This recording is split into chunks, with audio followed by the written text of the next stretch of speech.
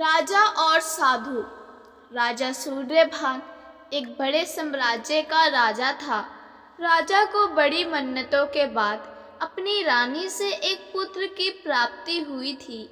राजा अपने राजकुमार से अत्यधिक प्रेम करते थे, उसकी हर जिद और इच्छा की पूर्ति करते थे। राजकुमार को घुड़सवारी में आनंद आता था, लेकिन राजा को ये पता नहीं था कि उनके जीवन में ऐसा कुछ होने वाला है। उनका एक लौता 10 वर्षीय पुत्र घुड़सवारी करते वक्त अपने प्राण गंवा बैठा। एक दिन प्रशिक्षण साथ घुड़सवारी करते वक्त एक दुर्घटना में उसके प्राण चले गए। ढलान पर फिसलन वाली जगह पर घोड़ा अपना संतुलन खो बैठा। उस पर बैठा नन्हा राजकुमार गिरकर एक पत्थर से टकरा गया, जिस कारण उसकी जीवन लीला समाप्त हो गई। राजा को इस घटना से गहरा आघात और क्रोध आया। राजा इस घड़ी में जैसे राजधर्म भूल गया। उसने उस घोड़े और उसके प्रशिक्षण को भी नहीं छोड़ा, दोनों को मृत्यु दंड दे दिया। राजा यहाँ तक भी नहीं रुका। इसके बाद राजा को सभी 4 पैर वाले पशुओं से घृणा हो गई। उसने राज्य में सभी 4 पैर वाले पशुओं पर प्रतिबंध लगा दिया। उसके राज्य में अब कोई भी बैल, गाय, घोड़ा, गधा इत्यादि कुछ भी नहीं रख सकते थे। जो भी इनका प्रयोग करते पाया गया, उसे भी मृत्यु दी जाएगी, ऐसी राजा ने घोषणा करवा दी थी। राजा अपनी एक लौती संतान के जाने से बहुत निराश था। उसने खुद को राजमहल में कैद कर लिया था। राज्य में प्रतिबंध के कारण प्रजा का बुरा हाल था। कई कोसों तक उन्हें अब चलकर जाना पड़ता था। खेती करने के लिए भी उन्हें बैल न होने से बहुत असुविधा हो रही थी। दूध दही का अभाव हो गया। बैलगाड़ी, घोड़ा और गधा गाड़ी की जगह मनुष्य गाड़ी का प्रयोग हो रहा था।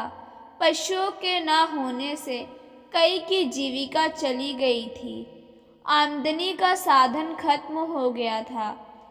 देखते ही देखते 9 माह बीत गए, लेकिन राजा उस संताप में था। प्रजा दुखी, कई निर्धन हो गए। भूख से कई की जानें चली गई। राज्य की प्रजा चिंता में ही डूबी रहती। उन्हें कोई रास्ता दिखाई ही नहीं दे रहा था। तभी एक साधु सन्यासी का उसी राज्य से गुजरना हुआ। राज्य में वो आए तो लोगों ने उनके आगे विनती की और उन्हें उस समस्या से निकालने का अनुरोध किया। उन्हें लोगों की पीड़ा दिखाई दी। इसके पीछे प्रतिबंध का कारण भी पता चल गया। साधु ने राजा से मिलने का निर्णय किया। वो राजमहल गए और राजा से मिलने को कहा। राजा किसी से भेंट नहीं कर रहे थे, इसीलिए राजा ने यह संदेश भिजवा दिया कि आप जाए। राजा अभी दुखी है। उस साधु ने कहा कि मैं उनके पुत्र के विषय में ही उनसे कुछ चर्चा करने आया हूँ। राजा यह सुनकर उनके सामने उपस्थित हुआ। राजा ने उन्हें प्रणाम कर कहा कि आप क्या बात करना चाहते हैं। उन्होंने कहा कि हे राजन, आपने गलत ही पशुओं पर प्रतिबंध लगा दिया। आपके पुत्र की मृत्यु का कुछ और कारण है। राजा को लगा कि ये पहुँचे हुए लगते हैं। मन ही मन कुछ समय उसने विचार किया और फिर कहा, क्या हमें बताइए, ऐसा क्या है जो आप जानते हैं और मैं नहीं। उन्होंने कहा कि जल। आप जल पर प्रतिबंध लगाइए। ना आप जल पीजिए, ना आपके राज्य में कोई जल का प्रयोग करेगा और ना ही वर्षा होगी। ऐसा प्रतिबंध लगाना सही है। राजा बोला, आप क्या बोल रहे हैं? आप सन्यासी होकर एक बाप की पीड़ा के साथ खेल रहे हैं। वो बोले, मैं सच बोल रहा हूँ। घोड़ा अपने आप नहीं फिसला, वहाँ फिसलन थी, क्योंकि घोड़ा फिसलन से फिसला और वो जल के कारण होती है। वहाँ आप भी जाकर भागेंगे तो गिरेंगे, तो फिर घोड़े का क्या दोष? राजा सोच में पड़ गया। वो फिर बोले कि तुमने उस घोड़े के और उसके प्रशिक्षण के प्राण ले लिए, पर तुमने अपने प्राण नहीं लिए, क्योंकि वो घोड़ा और उसके प्रशिक्षण करने वाले को तुम ही यहाँ लाए थे। वो अपने आप यहाँ नहीं आए। तो बहुत गहरे में देखा जाए तो असली दोषी तो तुम ही हो। ना तुम उन्हें यहाँ लाते, ना तुम्हारा पुत्र प्राण गंवाता। वो बोले, राजा, तुम्हें सबसे पहले अपने आप को दंड देना था। क्या वर्षा पर प्रतिबंध लगा सकते हो? अगर उस घटना की जड़ में जाओगे तो कुछ और ही कारण तुम्हारे समक्ष आएंगे। तुम राजा हो और राजा का पहला धर्म प्रजा पालन है। एक पिता की भांति तुम्हारी संतान का तुम्हें इतना दुख है। इस वजह से राज्य में कितने लोगों की मृत्यु हुई है, तुम्हें पता है? नहीं, तुम राजा योग्य नहीं हो। जन्म और मरण तो प्रकृति का नियम है। तुम्हारे पुत्र के साथ जो भी हुआ वो एक दुर्घटना थी, लेकिन तुम जो कर रहे हो वो पाप है। राजा साधु के वचन सुनकर उनके आगे फूट फूट कर रोया।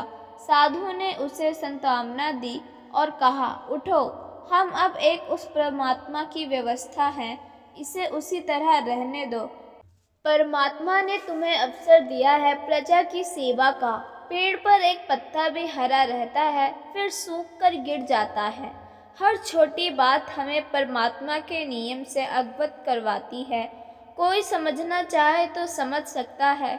बहुत हुआ राजन, अब विलंब मत करो। अपनी प्रजा का पालन करो, अपना धर्म निभाओ। एक बाप अपने पुत्र को ना बचा सका, लेकिन एक राजा ना जाने कितने दूसरों पुत्रों को खुश रख सकता है। व्यक्ति को वो जहाँ परमात्मा का नाम लेकर प्रसन्न मन से अपना कर्म करते रहना ही उसका धर्म है। अपना धर्म निभाना है और उसके दिए इस अमूल्य जीवन को जीना है। राजा के आंखें खुल गई। आपने इस कृत्य के कारण उसके राज्य में जो हानि हुई थी वो उसे पूरा करने में लग गया। दोस्तों, ये कहानी आपको अगर अच्छी लगी हो तो कृपया लाइक और सब्सक्राइब करना ना भूलें। धन्यवाद।